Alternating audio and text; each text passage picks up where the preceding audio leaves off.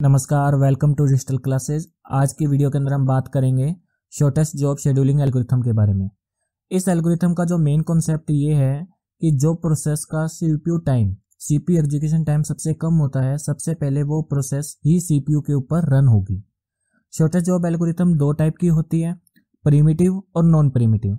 देखिए, सबसे पहले प्रिमिटिव को समझते हैं। प्रिमिटिव का मतलब होता है अगर एक प्रोसेस ए नाम से वो सीपीयू के ऊपर ऑलरेडी रन हो रही है और प्रोसेस बी आती है और प्रोसेस बी का जो सीपीयू एग्जीक्यूशन टाइम है वो कम है, तो वो प्रोसेस ए को प्रिम्प्ट कर देगी। प्रिम्प्ट करने का मतलब बीच में रोक देगी और प्रोसेस जो बी है वो सीपीयू पे रन होना स्टार्ट हो जाती है। लेकिन नॉन प्रिमिटिव इसका जस्ट अपोजिट होती है। इसमें क्या होता है कि अगर एक प्रोसेस ए है वो अगर सीपीयू पे रन होना स्टार्ट हो गई है, तो चाहे प्रोसेस बी का सीपीयू टाइम कम हो तो भी सीपीयू के ऊपर प्रोसेस ए ही रन होती जाएगी जब तक कि उसका एग्जीक्यूशन कंप्लीट ना हो जाए। तो ये होता है प्रिमिटिव और नॉन प्रिमिटिव। इस वीडियो के अंदर हम प्रिमिटिव और नॉन प्रिमिटिव दोनों को विद एग्जांपल समझेंगे और इनके अंदर के डिसएडवांटेजेस को पढ़ेंगे। और नॉन प्रिमिटिव की एक प्रॉब्लम होती है जिसे कि हम स्टारवेशन की प्रॉब्लम भी बोलते हैं, उसके बारे में भी समझेंगे। तो इस वीडियो को लास्ट तक देखें ताकि आपके सभी डाउट्स कंप्लीट हो जाएं। तो स्टार्ट करते हैं आगे नॉन प्रिमिटिव एल्गोरिथम को। नॉन प्रिमिटिव का मैंने एक एग्जांपल लिया है। यहाँ पर मैंने P1, P2, P3, P4 and P5 पांच प्रोसेसेस लिए हैं। सबका बर्स्ट टाइम गिवन है और हमने अराइवल टाइम सबका 0 लेट किया है, मतलब सभी की सभी प्रोसेस 0 टाइम पर ही सीपीयू के पास आई।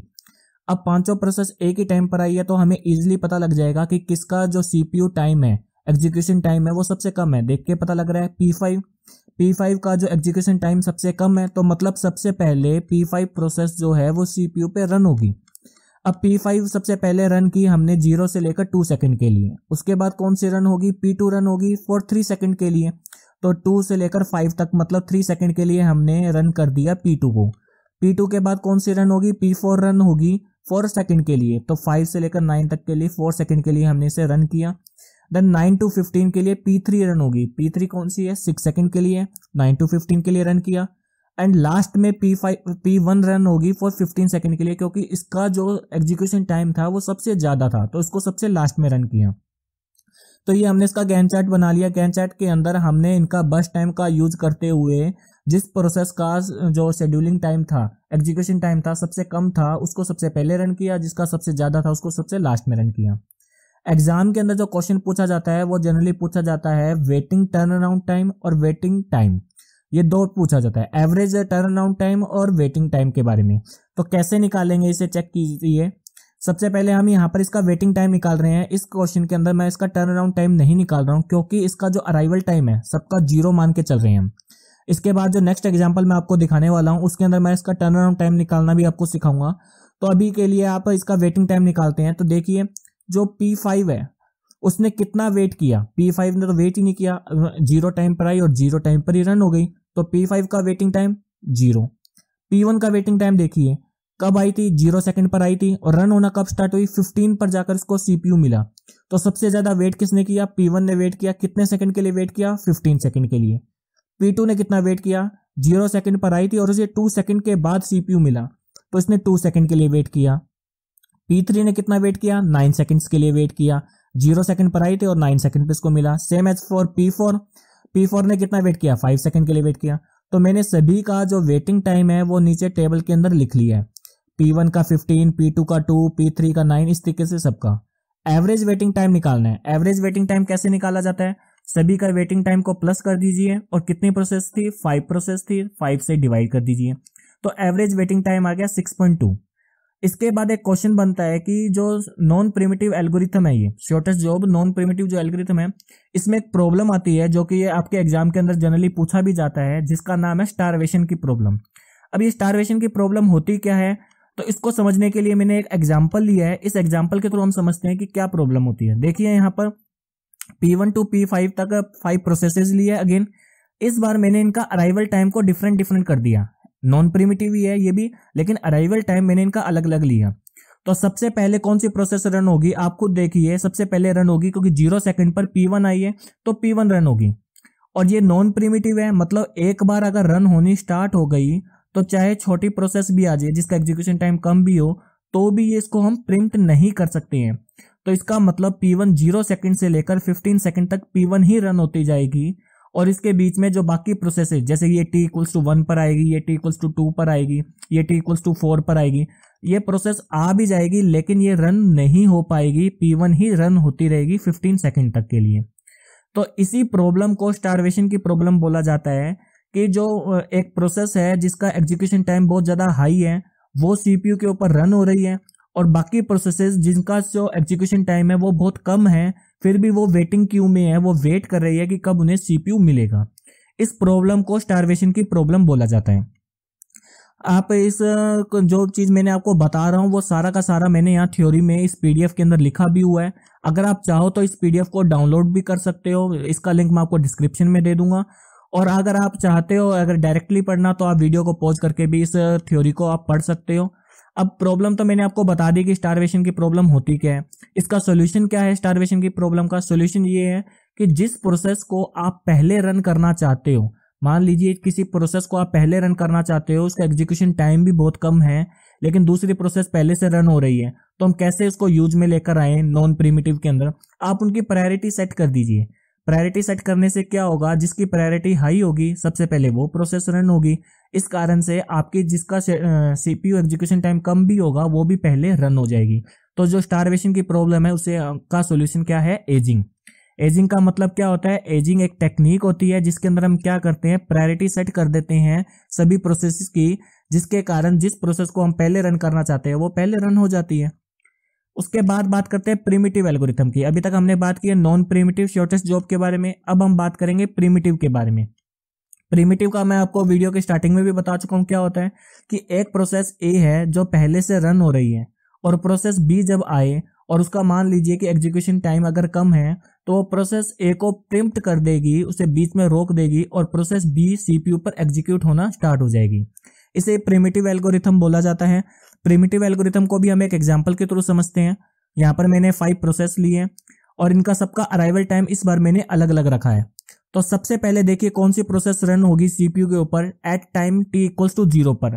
t = 0 पर CPU के पास ओनली 1 प्रोसेस अवेलेबल है जिसका नाम है P1।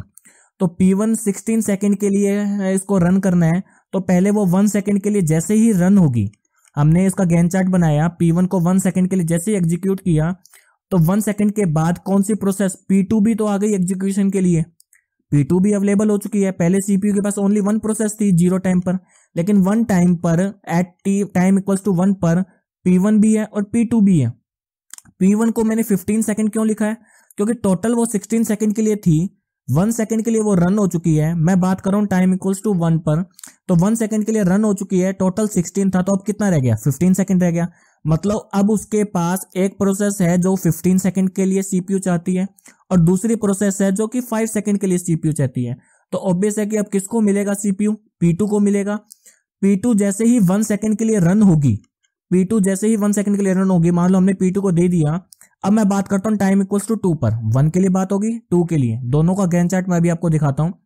तो 2 सेकंड पे क्या होगा? P1 तो 15 ही रहेगा क्योंकि इसको तो मिला ही नहीं CPU। P2 जो 5 था वो कितना हो गया? 4 हो गया, मतलब वो 1 सेकंड के लिए एग्जीक्यूट हो चुका है। टाइम = 3 पर, टाइम = 2 पर जो P3 है जिसका बस टाइम कितना है? 6 है, वो भी तो आ चुकी है। आने के बाद देखा कि इन तीनों में से किसका जो एग्जीक्यूशन टाइम कम है? अभी भी P2 का ही है। तो मतलब P2 को ही हम कंटिन्यू रखेंगे फॉर टाइम = 2 से लेकर 3 के लिए। तो इसका जो आपका गैन चार्ट बनेगा वो कुछ इस तरीके से होगा।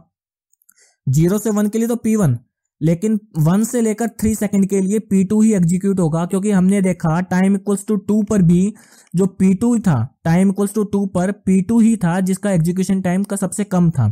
चाहे P3 जरूर आ गई थी लेकिन उसका एग्जीक्यूशन टाइम कम नहीं था, तो हम P2 को ही रन करेंगे 3 सेकंड तक। 3 सेकंड के बाद जैसे ही एट टाइम = 3 हुआ, 3 पे आप देखिए P4 भी आ चुकी है। P4 आई, उसका एग्जीक्यूशन टाइम कितना है? ओनली 1 सेकंड के लिए है। अब देखिए इन सब में से कौन सी एग्जीक्यूट होनी चाहिए? आपको साफ पता लग रहा है कि P4 को ही एग्जीक्यूट करना चाहिए। कितने सेकंड के लिए? 1 सेकंड के लिए। तो P4 को मैंने 3 से लेकर 4 सेकंड के बीच में एग्जीक्यूट करवाया। एट टाइम = 4 पर आप देखिए P5 नाम की प्रोसेस है, वो भी तो आ चुकी है वेटिंग क्यू में, और जिसका कितना है वेटिंग टाइम एग्जीक्यूशन टाइम 2 है। तो आप इन सब में से देखिए सबसे पहले कौन एग्जीक्यूट होनी चाहिए, ऑफकोर्स P5 एग्जीक्यूट होनी चाहिए। तो हम P5 को एग्जीक्यूट करेंगे 2 सेकंड के लिए, मतलब 4 से लेकर 6 तक के लिए P5 एग्जीक्यूट होगी। अब 6 सेकंड तक अब सारी के सारी प्रोसेस जितनी भी थी हमारी वो सारी के सारी रेडी क्यू में आ चुकी है, जिसमें से कुछ कंप्लीट भी हो चुकी है। अब 6 सेकंड के बाद देखिए क्या होगा, एट टाइम इक्वल्स टू 6 पर हमारे पास सिर्फ 3 प्रोसेसेस रह गई है, P1, P2 और P3। क्यों? क्योंकि P4 और P5 तो एक बार में आई और वो पूरा का पूरा एग्जीक्यूट होकर चली भी गई है। अब हमने देखना है कि P1 को एग्जीक्यूट करें, P2 को करें या P3 को करें। देख के पता लग रहा है कि P2 को सिर्फ 3 सेकंड के लिए CPU चाहिए, P3 को 6 सेकंड के लिए और P1 को तो 15 के लिए चाहिए। तो P2 को एग्जीक्यूट करेंगे 3 सेकंड के लिए, P2 को 3 सेकंड के लिए एग्जीक्यूट किया, 6 से लेकर 9 सेकंड के लिए एग्जीक्यूट किया और P2 अपना काम कंप्लीट कर चुकी है। अब 9 सेकंड के बाद मतलब एट टाइम इक्वल्स टू 9 पर हमारे पास 2 प्रोसेसेस हैं, एक P1 है एक P3 है। दोनों में से सबसे पहले किसको एग्जीक्यूट करेंगे? ऑफकोर्स P3 को करेंगे क्योंकि 6 सेकंड के लिए चाहिए इसको तो जस्ट। तो 9 से लेकर 15 तक के लिए हमने किसको एग्जीक्यूट करवाया? P3 को एग्जीक्यूट करवा दिया। अब हमारे पास 15 पर यहाँ पर 15 लिखना है, एट टाइम इक्वल्स टू 15 पर अब कौन सी प्रोसेस एग्जीक्यूट होगी? वो प्रोसेस का नाम होगा P1। कितने सेकंड के लिए? 15 के लिए। तो हमने 15 से लेकर 30 तक किसको एग्जीक्यूट किया? P1 को एग्जीक्यूट किया और ये हमारा फाइनल गैंट चार्ट बनकर आ चुका है। अब हमें क्या करना है, इसका एवरेज वेटिंग टाइम निकालना है और एवरेज टर्न अराउंड टाइम निकालना है। तो सबसे पहले हमें ये पता होना चाहिए कि वेटिंग टाइम क्या होता है और टर्न अराउंड टाइम क्या होता है। तो टर्न अराउंड टाइम के बारे में मैं आपको बता दूं कि जब प्रोसेस आई और जब वो कंप्लीट हुई उसके बीच का जो डिफरेंस होता है जिसे बोलते हैं टर्न अराउंड टाइम। क्या मतलब कि मान लीजिए कि कोई प्रोसेस है वो टाइम इक्वल्स टू 5 पर आई, t इक्वल्स टू 5 पर आई और जब तक वो कंप्लीट हुई तब तक टाइम कितना हो चुका था? 30 हो चुका था। 5 पर आई थी और 30 हो गया जब वो कंप्लीट हुई, तो उसका जो टर्न अराउंड टाइम होगा वो कितना हो जाएगा? 25 हो जाएगा। तो उसका जो फॉर्मूला है कि जब वो कंप्लीट हुई और जब वो आई, completion time minus arrival time, वो क्या कहलाता है? उसका टर्न अराउंड टाइम कहलाता है। अभी हमने इन सभी प्रोसेस का अराइवल टाइम देखते हुए इसका लिखेंगे हम turn around time. Waiting time क्या होता है? टर्न अराउंड टाइम में से उसका बर्स्ट टाइम, कि टर्न अराउंड टाइम इतना था और बर्स्ट टाइम मतलब एक्चुअल में उसको एग्जीक्यूट होने के लिए इतना टाइम चाहिए था तो इतना टाइम उसने वेट किया। कैसे निकलेगा चेक करते हैं वन बाय वन। तो सबसे पहले हमने ये चार्ट को दोबारा से नीचे ड्रॉ कर लिया ताकि आपको समझना थोड़ा ईजी हो जाए। प्रोसेस हमारे पास ये सारी थी P1, P2, P3, P4 and P5। तो इनके लिए सबसे पहले हम लिखते हैं turn around time. Turn around time कैसे लिखेंगे? फॉर P1 के लिए, P1 आई कब थी? 0 सेकंड पर आई थी, अराइवल टाइम 0 था। और कंप्लीट कब हुई? P1 को देखिए, P1 कंप्लीट हुई है 30 पर। तो 30 में से 0 माइनस कर दीजिए क्योंकि टर्न अराउंड टाइम का मैंने अभी आपको फॉर्मूला बताया, completion time minus arrival time. Completion हो रहा है 30 पर, अराइवल है 0 पर, तो मतलब इसका 30 आ गया यहाँ पर। क्लियर है? नाउ P2 के लिए चेक कीजिए, P2 कब आई थी? एट टाइम इक्वल्स टू 1 पर आई थी और P2 कंप्लीट कब हुआ? 9 पर कंप्लीट हुआ है। तो मतलब इसका जो टर्न अराउंड टाइम आ गया 9 माइनस 1 दैट इज 8 आ गया। P3 के लिए चेक कीजिए, P3 का कहां पर है? P3 15 पर ये कंप्लीट हो रही है और ये 2 इसका अराइवल टाइम था, तो मतलब 13 सेकंड लगे इसको टर्न अराउंड टाइम में। देन उसका P4 का चेक करते हैं, P4 4 पर कंप्लीट हुआ है और 3 पर ये आया था, तो 4 minus 3 that is the 1। P5 के लिए चेक कीजिए, P5 का जो कंप्लीशन टाइम है 6 है और इसका जो अराइवल टाइम है दैट इज द 4 है, तो 6 minus 4 that is the 2। Waiting time कैसे निकालते हैं? वेटिंग टाइम तो बड़ा इजी है, टर्न अराउंड टाइम में से आपने बस टाइम को माइनस कर देना है। टर्न अराउंड टाइम कितना है? 30 में से 16 माइनस किया 14, 8 में से 5 किया 3, 13 में से 6 माइनस किया 7, 1 में से 1 0, 2 में से 2 0।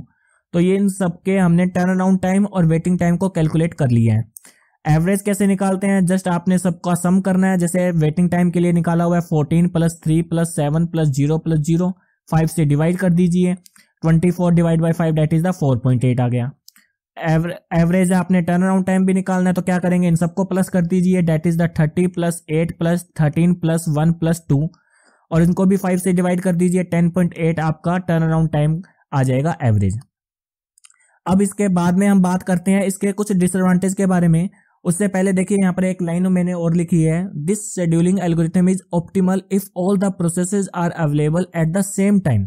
क्या मतलब हुआ कि अगर सबका अराइवल टाइम सेम होगा तभी इसे ऑप्टिमल माना जाएगा। मतलब इसका जो बेस्ट सोल्यूशन होगा, शॉर्टेस्ट जॉब एल्गोरिथम का बेस्ट सोल्यूशन तभी मिलेगा हमें जब सभी की सभी प्रोसेस एक ही टाइम पर आएगी। जैसे कि हमने एग्जांपल नंबर 1 में देखा था, जिसके अंदर मैंने सबका अराइवल टाइम 0 लेके चला था। इस केस के अंदर जो शॉर्टेस्ट जॉब एल्गोरिथम होगा उसका ऑप्टिमल सॉल्यूशन मिलेगा। अगर सबका अराइवल टाइम अलग अलग है तो हमें ये पता ही नहीं लग पाएगा कि कौन सी जॉब है जिसका जो कौन सी जॉब या कौन सी प्रोसेस है जिसका जो एग्जीक्यूशन टाइम सबसे कम है और किसका सबसे ज्यादा है। कैसे? इस चीज को हमें इस एग्जाम्पल को ही देखिए। इस एग्जाम्पल के अंदर हमें एट टाइम इक्वल्स टू 0 पर ये नहीं पता था कि सबसे छोटी जॉब कौन सी है, सबसे छोटी प्रोसेस कौन सी है जिसको एग्जीक्यूट होने के लिए सबसे कम टाइम चाहिए। हमें टाइम इक्वल्स टू 1 पे भी नहीं पता था, 2 पे भी नहीं पता था। तो हमें ये नहीं पता लग पाता शॉर्टेस्ट जॉब एल्गोरिथम के अंदर कि कौन सी जॉब का जो एग्जीक्यूशन टाइम सबसे कम है। तो इसको हम एक तरह से ऑप्टिमल एल्गोरिथम नहीं बोल सकते हैं। और किसी भी जॉब का या किसी भी प्रोसेस का एग्जीक्यूट होने के लिए कितना टाइम एक्चुअल में चाहिए, कितना टाइम चाहिए, वो भी हम उसको कैलकुलेट नहीं कर सकते हैं। ये इस एल्गोरिथम के डिसएडवांटेज माने जा सकते हैं। तो डिसएडवांटेज में मैंने यही लिखा है, to successful implement it the burst time या duration execution time of a process should be known. और ये फेजिबली पॉसिबल नहीं है। क्यों पॉसिबल नहीं है? हमें नहीं पता होगा कि किसी प्रोसेस को एग्जीक्यूट होने के लिए टोटल कितना टाइम की रिक्वायरमेंट होने वाली है। हम इस चीज को पहले से क्लियर करके नहीं रख सकते हैं, ये इसका डिसएडवांटेज है। दिस एल्गोरिथम में cause very long turn around time और स्टारवेशन। स्टारवेशन की प्रॉब्लम इसके अंदर आती है। टर्न अराउंड टाइम का मतलब भी क्या है कि उसको ज्यादा टाइम तक वेट करना पड़ा सीपीयू को लेने के लिए। टर्न अराउंड टाइम ये बताता है कि कितने लेट उसको सीपीयू मिला। तो ये इसकी स्टारवेशन की प्रॉब्लम भी इसके अंदर आती है। तो ये इसके कुछ डिसएडवांटेज हैं। अब अगर आप इस पीडीएफ को डाउनलोड करना चाहते हो तो ये मेरी वेबसाइट है, इस वेबसाइट पे जाकर आप पीडीएफ को डाउनलोड कर सकते हो। अभी के लिए इतना ही, थैंक यू।